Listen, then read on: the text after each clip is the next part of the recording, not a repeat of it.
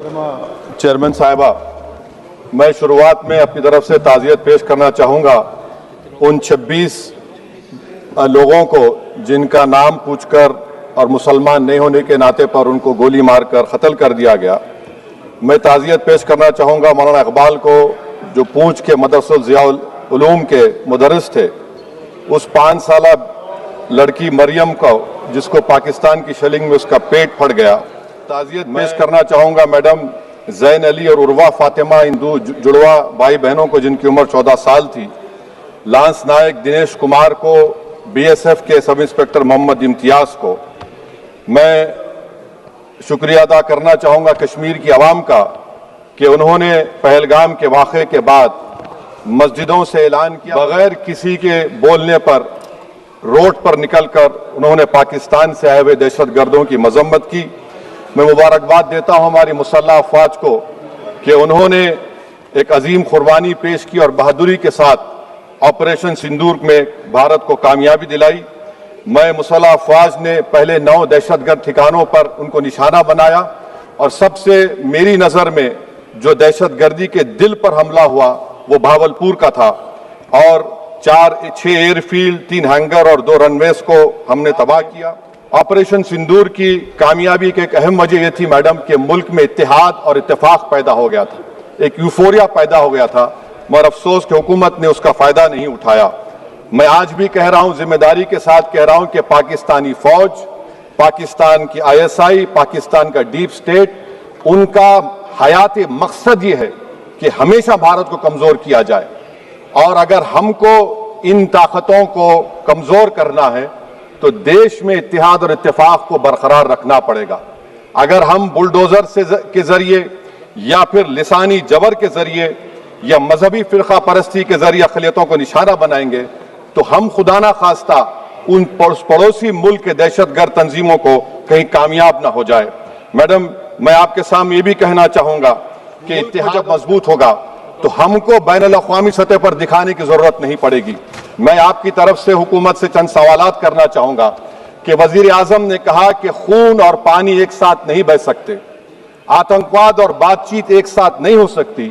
तो मेरा सवाल आपके जरिए से वजीर आजम और हुकूमत से यह है, फिर जिन इंसानों को बैसारा की वादी में मारा गया था, क्या आपका जमीर इस बात की इजाजत देता है कि आप ट्रेड बंद कर दिए, पाकिस्तान का एयरक्राफ्ट हमारे एयर स्पेस पे नहीं आ सकता, उनकी कश्ती हमारे पानी में नहीं आ सकती, ट्रेड खत्म हो चुका है, डायरेक्ट इनडायरेक्ट ट्रेड, आपका जमीर किस सूरत से आप पाकिस्तान से क्रिकेट मैच खेलेंगे जब हम पानी नहीं दे रहे हैं? 80% पानी पाकिस्तान का हम रोक रहे हैं, ये कहकर के पानी और खून नहीं बहेगा, आप क्रिकेट मैच खेलेंगे?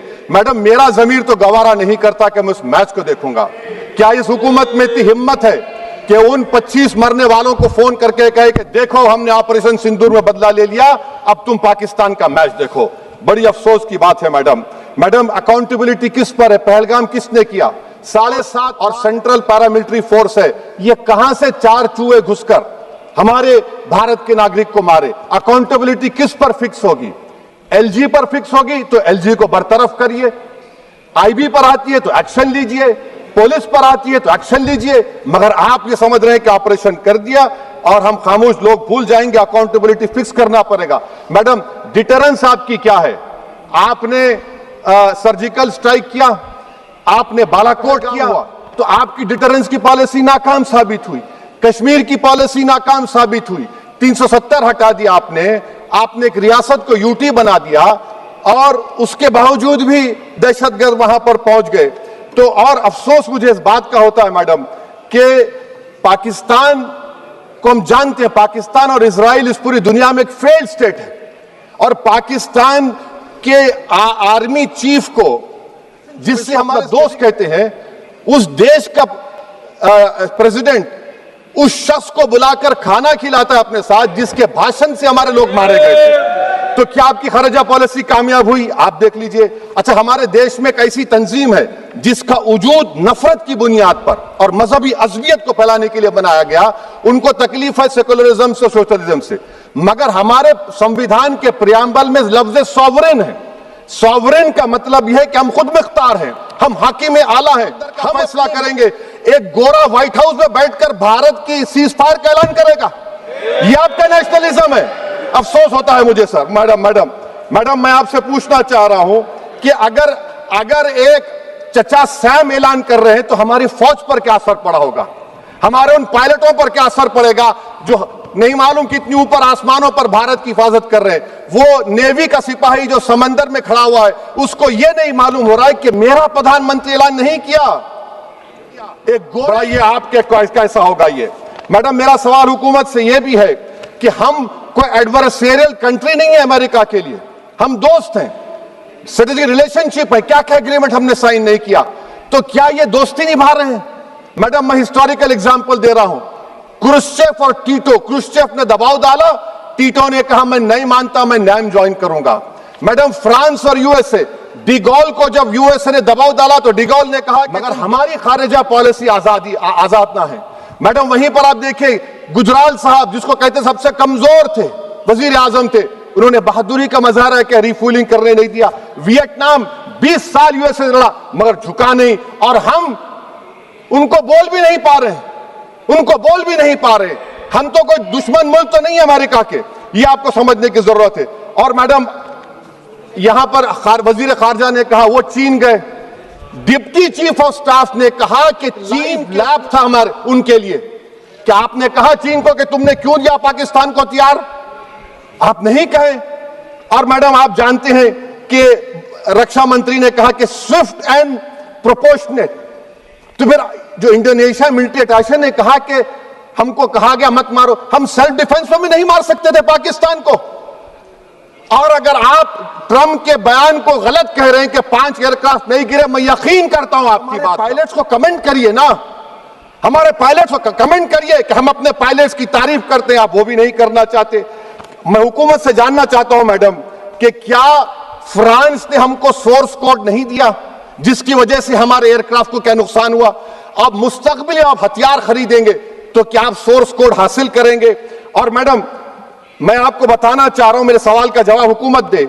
हमारे पास सैंक्शन जो स्क्वाड्रन है 42 है, 60 साल के बाद सिर्फ 29, पाकिस्तान के पास 25 हैं, चीन के पास 50 से ज्यादा हैं। 11 साल से आप सरकार में हैं, सबमरीन नहीं है, थर्ड एयरक्राफ्ट कैरियर कहां पर है आप बताइए। और मैडम FATF में लाना पड़ेगा आपको। अगर आप विश्व गुरु हैं तो हम आपको चैलेंज कर रहे हैं, आप G7 के कंट्रीज को, GCC को और चचा सैम को राजी कराइए कि पाकिस्तान को, मैडम खत्म कर रहा हूं, FATF में दोबारा लाया जाए। ऑल पार्टी मीटिंग हुई, देखिए कितना कॉन्ट्रडिक्शन है केंद्र सरकार में और स्टेट सरकार में। ऑल पार्टी मीटिंग में था, केंद्र सरकार ने कहा कि नहीं, बैसारन मीडोज पर तो कोई जा ही नहीं सकता, जून से पहले इजाजत लेना पड़ेगा।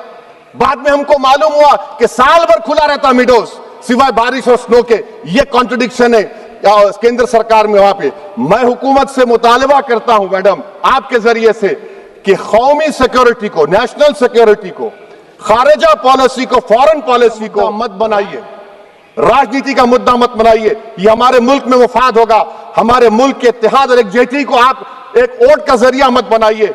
और मैं एक आखिरी बात पूछ रहा हूं मैडम, क्या चीन ने हमसे कहा था कि सीज फायर कर लो? और कैसे पाकिस्तान ने हमारे पायलट्स की बातों को सुना कि हमारा कम्युनिकेशन एनक्रिप्ट नहीं है? मैडम आखिर में मैं अपने शेर से इस अपनी बात को खत्म करूंगा कि अपने ही हाथों से सर अपना कटाना है हमें, हिंद पे भेंट चढ़ाना है हमें, किस तरह मरते हैं एहरार वतन भारत पर, यह तमाशा है जो दुनिया को दिखाना है हमें। ये मैं भारत की उस बहादुर फौज के नाम पे करता हूं, मुसल्ह फौज के नाम पे करता हूं। ये शेर कहने वाला कोई बीजेपी का नहीं था, ये शेर कहने वाले का नाम शेर था, शहीद अशफाकुल्लाह। मैं फिर से हुकूमत से कह रहा हूं, पाकिस्तान टेररिज्म करेगा, आप तैयार हो जाइए। आप चीन से मोहब्बत, कितना इंबैलेंस हो रहा है चीन से। अच्छा, जब गलवान हुआ उस वक्त भी ट्रंप ने कहा था कि मैं बात करूंगा, हमने कहा नहीं बात करेंगे, जरूरत नहीं है। आज ट्रंप हमारे से पहले बोलता है इज्जत नफ्स भी कोई चीज होती है, इख्तिदार में कोई यहां रहेगा कोई वहां रहेगा, मगर इख्तिदार में इकबाल होना चाहिए। बदबख्ती की बात यह है कि आपने इकबाल को खो दिया। बहुत बहुत शुक्रिया।